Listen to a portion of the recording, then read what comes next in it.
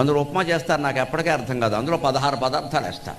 రైతు బజార్లో దొరికే కూరగాయలన్నీ అందులో ఉంటాయి. అది ఉప్మా ఎందుకు అవుతుంది, ఏమిటో చెప్పమా అవుతుంది. అది ఉప్మా చేయడం చేతకానివాడు చేసే పని. ఉప్మా అంటే కేవలం గోధుమ రవ్వ ఏదో ఆ ఉండేది ఏదో అదే ఉండాలి. ఇవన్నీ ఎందుకుంటాయి, తాళింపై పోపై కావాలంటే 2 జీడిపప్పులు, వేరుశనగ గుళ్ళు తుపాకు గుళ్ళు వేస్తారేటండి. ఉప్మాలో వేరుశనగ గుళ్ళు ఏంటంటే రుచి తెలియకపోవడం, అసలు గడ్డి శనగ గుళ్ళు అందులో మాటి మాటికి అడ్డు తగులుతుంటే చికగ్గా లేదు. అసలు ఉప్మా తక్కువ, ఈ గుళ్ళు ఎక్కువ. 2 క్యారెట్ వేస్తారు, కాకిరెట్ వేస్తారు. ఏంటది శనగలో ఇవా, అది ఉప్మాయా? ఒక రకంగా ఎందుకు చేస్తారంటే అది రుచి పాడైంది, ఆ పాడైంది ఎదుటివాడికి తెలవద్దు, అందుకని ఇవన్నీ కలిపి మొత్తం కలిపేస్తూ ఉంటే ఉంటాడు, పోతే పోతాడు.